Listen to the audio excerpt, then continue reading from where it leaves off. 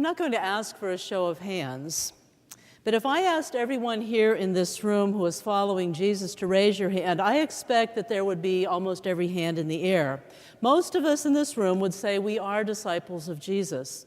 After all, we're Christians, right? In fact, most of us are Presbyterians. We go to church regularly at this really cool church, doing really cool things in Detroit at 4th and 3rd. Proves we're following Jesus, doesn't it? Some of us are even church officers. We've taught church school, we've served on a host of committees, given tons of time, money, and skills. Of course we're following Jesus, aren't we? I don't know. Have our lives been transformed? Is our journey an ongoing transformative process where we are changed for the better with each passing day, each new encounter? Are we changing our world?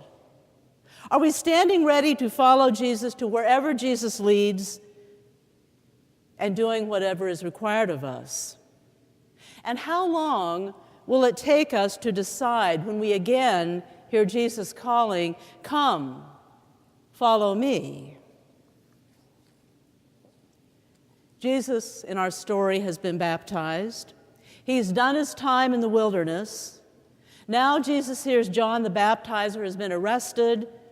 So Jewish Jesus moves to Galilee, Gentile territory, and we begin to get an inkling this is not your typical Jewish rabbi or itinerant teacher.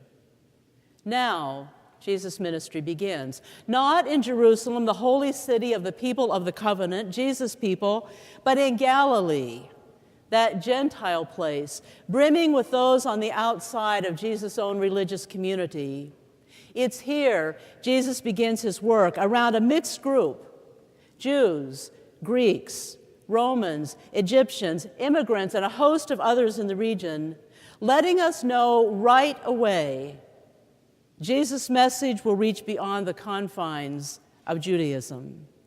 A new era has dawned. Jesus' ministry has a newness about it, taking on a character unseen in the religious establishment. He comes advocating a message of social transformation. God's message is not just one of individual conversion, but one of transforming the entire social order. Jesus sounds a lot like John the Baptizer, doesn't he? John the Baptizer, who's just been arrested. And Jesus' message attracts others who catch a glimpse of what society could be. And Jesus begins to recruit, searching out those he will empower to do ministry with him. Walking along the Sea of Galilee, he watches Peter and Andrew, two brothers, making their living by fishing. And Jesus says, "Come, follow me."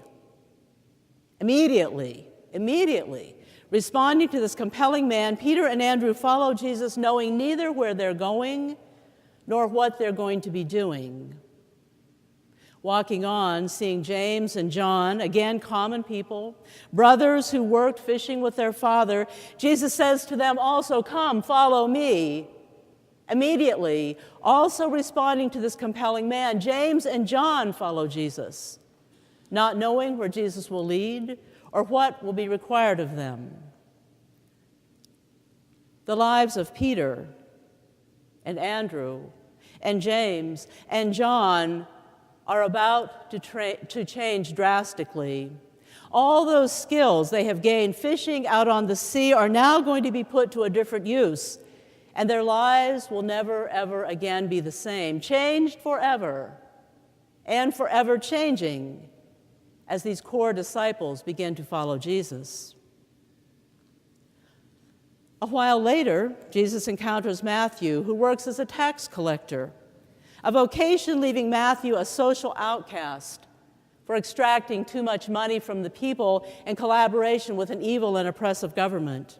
Again, Jesus says, "Come, follow me," and Matthew, too, gets up and follows Jesus.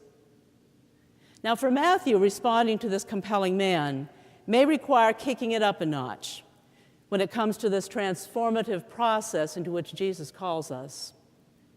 You see, I'm not sure Matthew's skills at extortion are quite what Jesus needs. But Jesus wants this man anyhow, and he wants him to join the journey, to follow Jesus, to go where Jesus goes, to do what Jesus does. For Matthew, the tax collector, following Jesus requires completely changing course, a major shift, a paradigm shift, if you will, a whole new way of living. Now, with his core disciples on board, Jesus' ministry in Galilee moves forward, but this is not the last time Jesus' followers will be called out. The core disciples of Jesus are given the same mission that actually has been given to Jesus himself. Meet the needs of the people, especially the poor, the oppressed, the socially outcast, and make a difference in the world. And they're not only called, but they're empowered to be disciples of Jesus, ready and able to meet the task before them. A central component in Matthew's gospel is radical discipleship. Jesus' call to his disciples will require of them things that they cannot imagine right now. Because God's message, God's call, is not just one of individual conversion, but one of transforming the entire social structure. It's a message that attracts those who have caught a glimpse of what society could be.